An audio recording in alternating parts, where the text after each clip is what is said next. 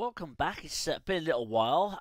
We've been rather busy here with commission work, and then had a hard drive failure, which lucky I was completely backed up, so I didn't lose any stuff. But we did a few upgrades while we were doing that, and that took a bit longer than we thought. But the good news is that we've got some new screencasting software which has been updated, so things are a little bit more polished. Well, at least I think they will be. But I'll let you be the judge of that. So today, what I thought we'd do, a few people have mentioned over the months that if they've got Lightroom, do they really need Photoshop? Well, that all depends obviously on the type of work you do and the amount of retouching you do, of course. But I thought it would be quite good fun to try and do a comparison shot. So what I've got in front of me here, I'll open this in Photoshop. This is an image I captured a while back in 2010, and we're doing quite a few manipulations on this. It's probably about 16 or 17 layers. Most of them are just adjustment layers. There's a few obviously ones for retouching, but it's only to clean up dust and stuff, which again we can do in Lightroom. And then there's some sharpening, which again we can do in Lightroom. So I don't expect, I've not done this before, so I don't know. I don't expect I'm going to be able to get exactly the same effects that I have in Photoshop. But it'd be interesting to see how close I can get. So that's the image we're going to have a quick go at, and we'll see what we get at the other end. Right, so we're going to take this DNG file, a raw file from the camera, and go to develop module.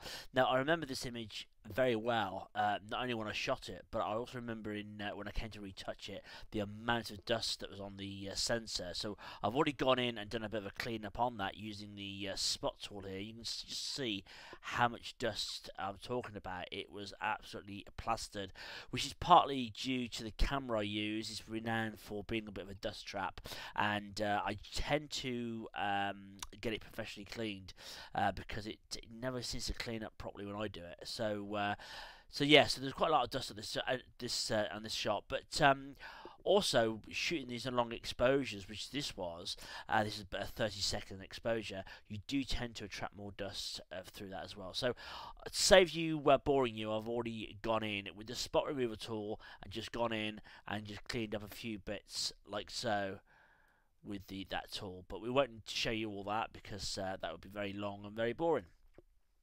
Before we proceed any further, let's just go back to the finished image that I did in Photoshop. This is the PSD file opened on screen, and you'll see that most adjustments here really are just tonal adjustments that have adjusted the exposure, highlights, darken the shadows, and burnt in different areas. A few color adjustments as well, but nothing that we shouldn't be able to recreate within Lightroom. Now, even if I started again on this image in Photoshop, I wouldn't create exactly the same image. I just think it's just an impossibility to follow the same keystrokes, and obviously what you're feeling at the time about the image influences what you do to the image. So it's obviously a couple of years later now, so I'm never going to process it exactly the same, but we're going to see how close we can get to creating some of that sort of similar mood within Lightroom. So let's click on the image.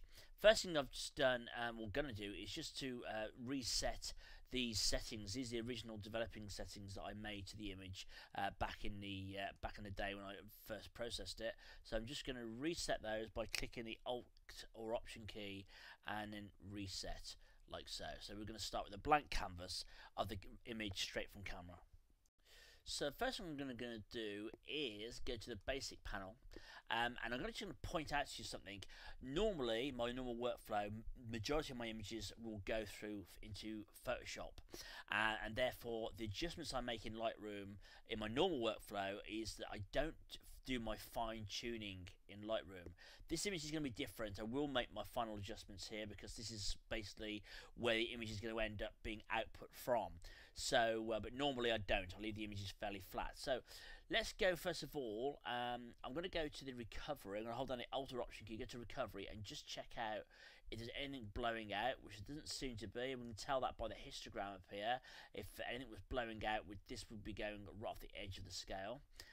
So that's all looking good. We've got a slight highlight here, but I'm not worried about that. But I'll just pull that up a little bit. Same with the blacks. Normally I would probably output it like this, but because we're doing adjustments here, I'm going to bring the blacks up. Now bear in mind this was shot pretty much at near enough night time. It doesn't look at the moment, so it should be slightly dark. I'm going to bring the brightness down,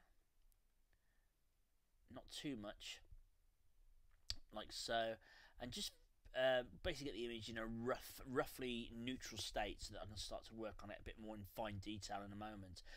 Clarity, I'll bring the clarity up a little bit. That's just like a mid-tone contrast. Contrast, I think I'm just going to drop that down a little bit around there. Okay. I mean, basically, what we're going to be doing is going in with the adjustment tools and adjusting the smaller areas as we go along. We may need to come back to these settings and just to fine tune them. The other thing I will do is white balance. Just have a little play with the white balance. This should be a cool image. So I'm just going to drop down the temperature a little bit. Okay. And then I'm going to go to camera calibration. This is one area where I do have a little play at the different settings. The landscape, I think, normally is, yes it is, but it's far too saturated for my liking. We can adjust these settings in here, but let's try a portrait. Probably going to be a little bit too warm, isn't it? But not too bad. I want this sky to go a little bit warmer, so that might be worth putting it on. Let's try neutral. There's a little bit flat. Faithful. Okay, let's just gonna put this. I think let's put it on portrait because it just neutralizes the sky a little bit, which is what I want. We can go in and maybe push that a little bit further. It's also worth having a little play around with the hue and saturation. I want the blues to be quite punchy, but not neon punchy like they were on landscape. And the hue, bring that across a little bit. Okay, somewhere like that. Now, obviously, bearing in mind, because we're working in RAW, we can go back in and rechange these settings at any point. Right, so that's where we are at the moment. Here's our Photoshop image. So we've still got a bit of way to go. As I said, it's not going to match exactly for colour and stuff, but we're going to try and get close to the mood that we've got in that image. The other thing I'll do is go to Lens Corrections and click on the Enable Profile Corrections, and that will pull out the EXIF data, the lens I was using, and just correct some of the distortions that are inherent in that lens. So now we need to perhaps go in and do some more adjustments. I want to get the sky, I want to get a bit more colour and warmth in the sky. To do these adjustments, we're going to be using the brush tool, selective adjustment brush tool, and the graduated filter options. Let's just click on the brush tool there, and obviously you've got all the settings in there. This isn't really a tutorial on the settings of Lightroom. I'm assuming you know some of this already, but I will touch on a few bits and pieces. For instance, down here you've got the Show Selected Mask Overlay button. That simply means that when you paint a mask, because we always paint a mask before we use the selective adjustments, the mask will show up. If you turn it off, then when you paint with it, it won't. So leave that on, and then just turn it off when we come to make our adjustments. Okay, that's how I tend to use it. Let me just get rid of that a second. So leave that ticked on when you're painting. I've also got Auto Mask. Auto Mask sometimes works, sometimes doesn't. If you're painting a bright area, say a sky to mask, if you've got this switched on, it will try and constrain your mask just to that area. So for instance, it won't necessarily go into some of the darker tones. There's also a few other settings for the brush as well, such as flow and density, but as I said, this is not the video for that, but I'm sure Phototuts have got some very good videos on Lightroom basics, etc. So go and check those out if you're not too sure. Another thing that I will just give you a pointer on is when we go in and maybe do some adjustments with the brush, we may want to go and make a new brush, and you can do that by clicking New, but be aware your old settings sometimes are left in here, or they are, so if you want to make a different adjustment, just double click on the effect icon there, and that will reset and neutralize all the settings. Okay, otherwise you'll be painting with the old settings and not wondering what's going on. Okay, so our first task is actually going to be a little bit tricky. I want to just add a little bit different colour to the image here. Now, in Lightroom 4, you've got an extra set of settings for the colour balance of the image and also tint. And with those, it probably would be a little bit easier to do what I'm going to try and do next. And that is, I just want to add a little bit of colour to the bottom of the sky here to emulate where the sun was going down. There's a slightly warmer tint to the sky in that area, and I want to try and sort of emulate that in this image. So I think the only way we're going to do that, and this is going to be a bit tricky because it's all about sort of blending the image, and we don't want a harsh line across the sky.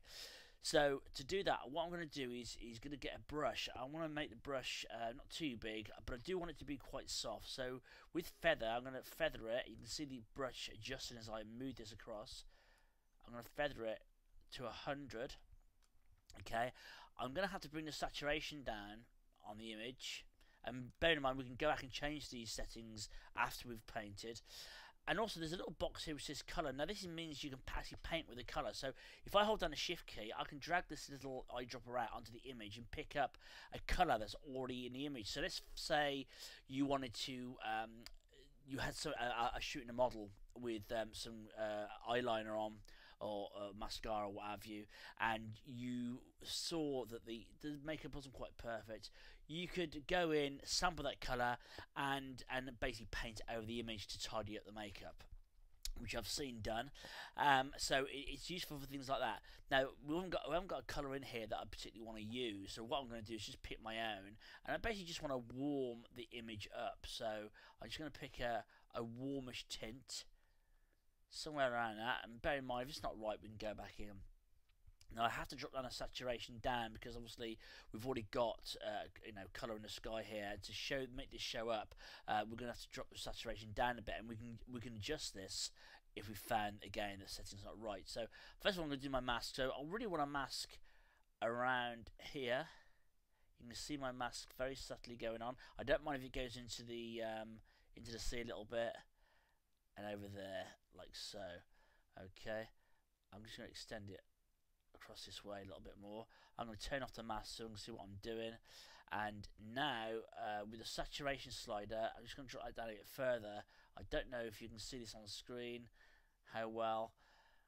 Maybe the setting needs to come up a little bit, so I'm going to click on the colour and I'm just going to drag it. I can either drag the saturation up using this slider, okay, or I can just literally drag that. So let's just drag that up to 70 and see what difference that makes, if any.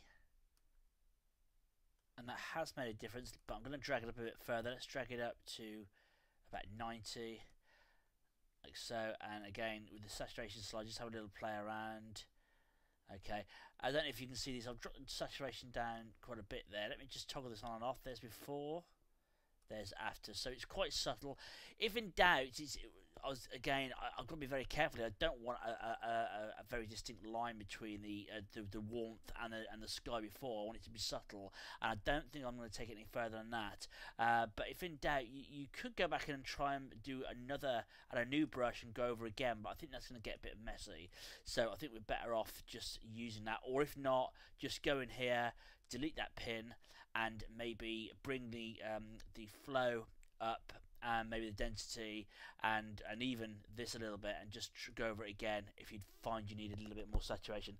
Bit of a tricky one, that one, and much easier to do with an adjustment layer in Photoshop with either curves to adjust the colour, or maybe a colour balance adjustment layer. Next adjustment is I'm going to just darken down this pier, and if you look at my original, or my finished image I should say, from Photoshop, you see I've darkened that down. So I'm just going to do the same, just add a bit of darkness to this.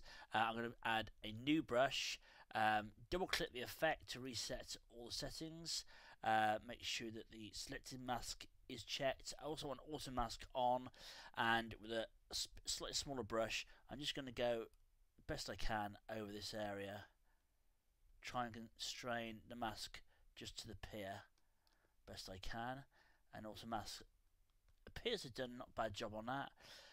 Uncheck the mask, and I'm just going to bring down the brightness, see how we got on with that. That looks pretty good, don't go too far, and also we'll bring down exposure a little bit, not too much. I don't want to go completely black.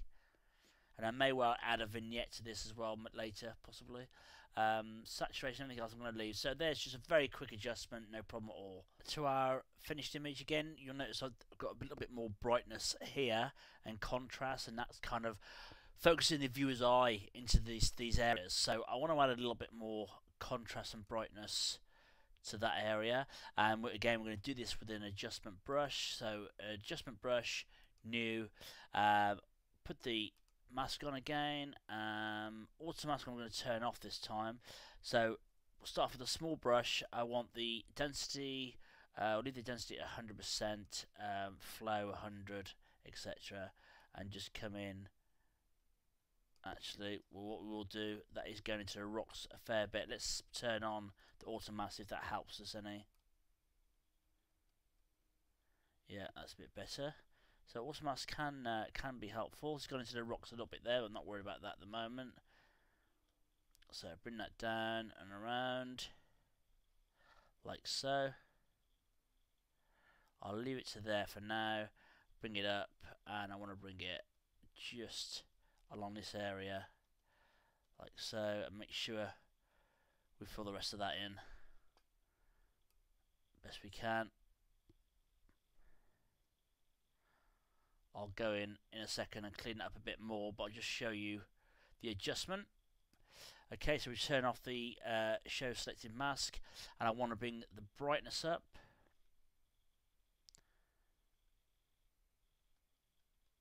Probably around there. Try exposure. Might be a bit too much. Yeah, let's just add a little bit of exposure. Contrast, let's bring the contrast up.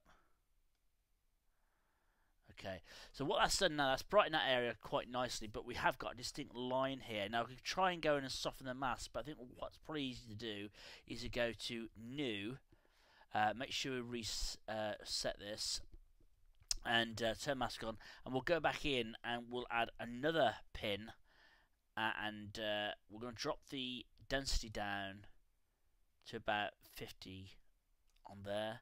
I'm just going to gently go in the best I can, like so. I'm hoping by doing this it'll soften that line that we've got at the moment.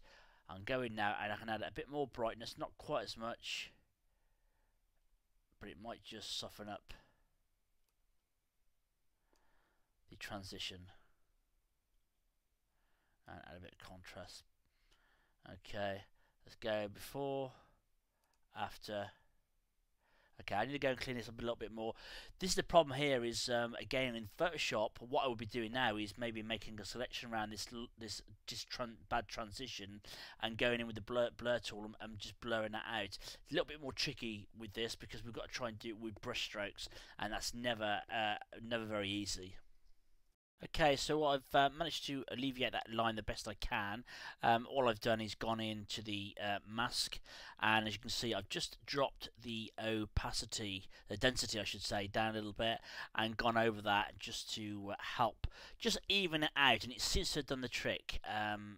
So that's looking much better. Still not ideal in my mind. I still prefer to do it the way I normally do in Photoshop, but the idea here is to do it in Lightroom, so that's the best I can come up with for that. But it didn't look too bad. I'm sure with a little bit of pushing we can even get it up a little bit more. So let's just raise the brightness up again, like so. Let's get in there. So that's about as far as I'll take that for now. So next thing, we need to sort of add a bit of colour and a bit of bring up a bit of texture and stuff in these foreground rocks. So that's the next task to try and accomplish. Next thing is another new brush. Make sure all our settings are neutralized. Make sure the mask is on. And now I want to add some a mask to the rocks here. So I'm just going to go over these. Make sure the auto mask is on, because that's being rather helpful in this image. So I'm just going to go over some of these. I don't want to go too far this way because I want the main concentration from the viewer to be in the center here, so that's where most of these big adjustments are going to take place.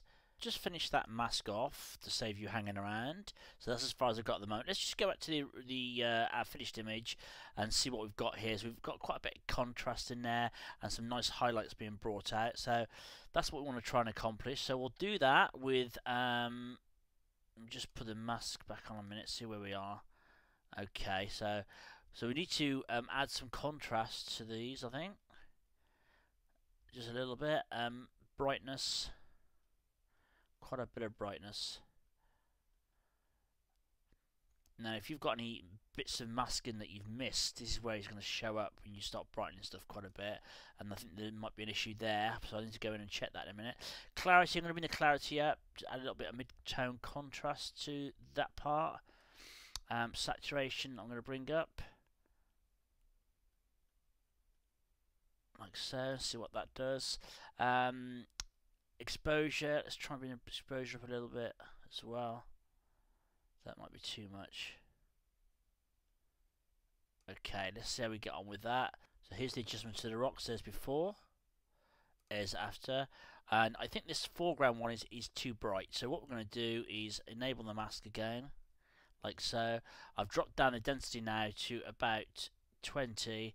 I'm just going to repaint over this area with that lower mask density. So we're still applying some adjustments, but not quite as strong, like so. Turn it off now, and that's better already. I might even darken this down in a minute. So, but we've got some nice adjustments on the rocks there. There's before, there's after. I might now go in, add a new brush again, make sure it's all reset, and I think I want to add a bit more colour to this one. So we'll go in here, try and bring out some of those colours in that rock, like so, and on this one as well, and also this one. Now you might find at this stage, and I think I am, is auto mask is not allowing me to mask quite over all the areas there, and I don't want it to be patchy, so I'm going to turn that off, like so. Okay. What I have realised, I've had my density sit down quite low, so I want to just raise that to 100% to make sure we're going to get the full effect, and that's better, full effect of this adjustment. So I'm just going to go over that where I've gone already, like so. That's better. Okay, so I'll turn the mask off, and now what we can do is add some contrast to those areas. Remember, the viewer's eye is drawn to contrast, brightness, sharpness, things like that. So we'll add a bit more contrast. I'm going to add some clarity, a bit of mid-tone contrast, some saturation. Now the saturation is adding quite a lot of blue in there, and I don't really want that. I want these to be eyes to be drawn to this. I want to change the colour there. So I'm going to drop the colour down, the saturation down somewhat, and I'm going to grab the colour box here. Now with this, I can hold down a shift key and drag my cursor out and try and pick up an existing colour, which is sometimes works quite well. This one, I'm not too sure. I want to pick my own colour, so I'm just going to go in and just pick my own colour out of what I want. I want a slightly, maybe slightly greeny yellow, somewhere around there. Click OK, and actually what I'll do, I'll just drop the saturation down on that. I don't want it to be subtle, but just enough to give it a bit of contrast against the blue. Okay, and then go in and adjust that if I want to. If I want something a little bit more green, and that's looking pretty good. Okay, so before, after. So adding quite a bit more colour there, and again I can go back in and add some sharpness or whatever I want to there. I'm going to add a bit more clarity. I'll add a bit more brightness as well, actually, to those areas. Not too much, and a bit more contrast. And as I said, if you want to change all these settings in relationship to each other, just highlight the pinpoint there, and then you can just drag it either down. If you watch all those sliders, they start to move in relationship to each other, or if you find you want a little bit more of an effect, you can pull them up like that. That's a bit too much, but that's quite a handy way of doing, rather than going into each individual setting, you can just slide like that. Right, so there's our original image again, and here's where we're at the moment, which is still lagging behind a little bit. I think we can add a little bit more brightness here into these areas, just to make them pop a little bit more. Here's with the other image again. So you can see we've got a bit more colour in these ones. So let's just make one more brush adjustment. And we're going to just go over these again. At again, mask density at 100. And just to see if we can't just bring them out a little bit more. Make sure the mask is on. Like so.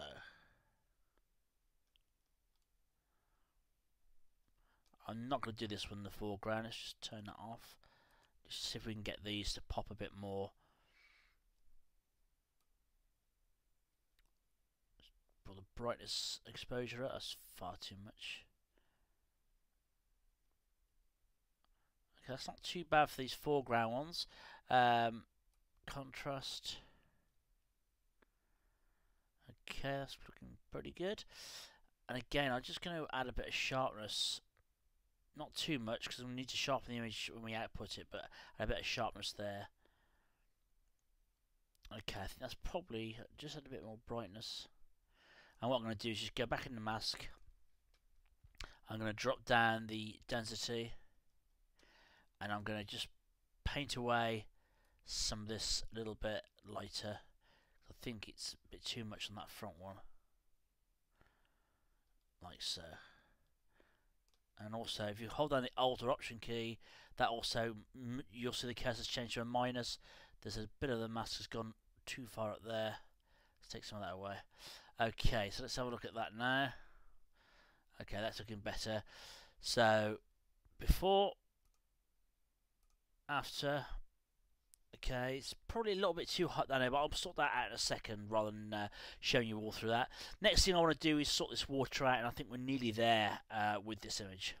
Now we need to just add some of these nice little ghosty trails of water where the water's blurred, and I'm sure you've got the idea by now. New brush. Okay, and put the mask on again. I want quite a small brush for this. And we're going to try and, best we can, follow these lines. I want to make sure that the brush is nice and soft, so make sure we've got a full feather on it. I want to try and just follow some of these lines up through where the water's going through the rocks. And there is a faint track there, and here, they're all swirling around. Like so. And we want to now try and brighten those. Not too harsh. So you can see those are starting to pop now nicely already. Let's try the exposure a little bit. That's looking good. Probably a bit too much. I think brightness is probably the better option there. And there we go. That's starting to come together, and we probably would need to apply a few of these brush strokes on this area. There's before and there's after, so that's all starting to pop in a little bit. Here's our original, and here's our Lightroom version. I think my system's slowing down a bit. It's taking a little while to render that out, so we need to add a bit more here, and I'll go off and do that and then pop back to you in a second. To finish this off, what I've done is added another control point, and wait for that to come up, and mask this whole area. I altered the density of the mask down here a little bit, and then I've simply gone in, brightened it, but I've also added a color wash on this just to take away some of that blue to make it look a little bit whiter on the image. So that's really helped it to pop. So a couple of little things left to do before we finish off. Just going to darken down the sky slightly, and we're going to do that with a graduated filter, slightly different this time rather than a brush. Drag the graduated filter down over the image and try and get it straight as possible. And with this, I just really want to darken the top a little bit of the image. So I'm just going to drag the brightness down. Not too much, I just want a very subtle graduation there. I'm just going to drop down some of the saturation there a little bit, because it's getting a bit more punchy. Now we've darkened it, like so. Now there's before, there's after. So just darken that sky a very little bit, just to help just keep the viewer's attention in. And now what I'm going to do to finish off with is come out of this selective adjustment, and I'm just going to go to the effects panel, and I want to do a post crop vignette on here. So I'm just going to bring the edges down. I'm going to turn off the feather so I can see what I'm doing, and then I adjust the roundness to get the right shape that I want. Something like that. Bring the midpoint in, like so. I then can drop the feather right up, and I can just alter the amount then a little bit, like so. And that will just finish off the image quite nicely. I'm just going to adjust that again a little bit, because I'm not happy with the shape of it. Let's go a bit rounder. Get there in a minute. Okay, and then the feather right up, and then I'll have a look at that. So there's the before. I'll just bring it back up again. There's before, there's after. Okay, not a huge difference, but just a slight little bit. And I can finish this off now by going to the effects panel down at the bottom here, and I'm just going to add a vignette to this. So what I normally do is I just drop the amount a little bit. I drop the feather right off so I can see where the lines are appearing, and I then adjust the roundness of my vignette, and something like that looks good. Bring the midpoint in where I want it. Probably too far. I'm going to bring it back out a bit. And then I can bring the feather right up. My system's really slowing down now because of all the adjustment points we put in. And then amount, I can just adjust how dark I want it to go. Just got to watch some of the colour shifts and stuff. So I'm not going to take it too far. In fact, probably about 25. 20, somewhere around there. You are getting a bit of a colour shift there, but that just will help keep the viewer's eye into the centre again. Again, in Photoshop, you've got blending modes. You can change the blending mode and avoid the colour shifts there by dropping a saturation. I could go in with a brush and just selectively go over these areas and just take away some of that saturation a bit further, should I wish. But that's as far as we've got with that for now. So how far have we come? Obviously, I could do a lot more to this and try and sort of make it a little bit more refined. But you know, as good as this is, for some images it'd be absolutely fine. For me, for my personal way of working, Photoshop still gives me the full control over the image, which Lightroom will never do. Although you can buy plugins now to add layers to Lightroom. I think on One Software do something. So it's already all evolving, but it really depends on what work you do and how you work. And also, you know, you're not going to be in a situation like this where you're trying to emulate something you've already done.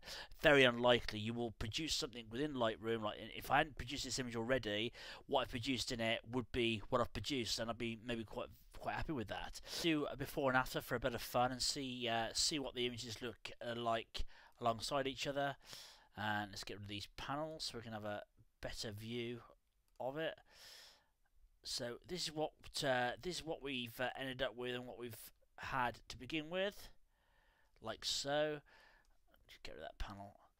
Okay, so this side is obviously the Photoshop image, and this is the albeit unsharpened raw file that we've produced in Lightroom. Not perfect, still needs a few more refinements doing to it, but it's not a bad effort. Not a bad effort, and I'm sure with a bit more time, I could get this water looking a bit more close to this one if I wanted to. But as I said, you know, what you produce in Lightroom, you produce, and you're not going to be looking to emulate, as in this case, another image.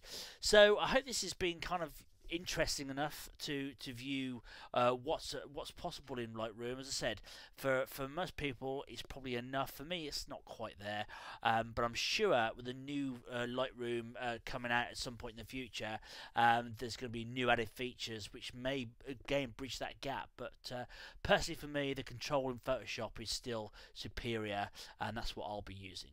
Till the next time, thanks for watching. Cheers.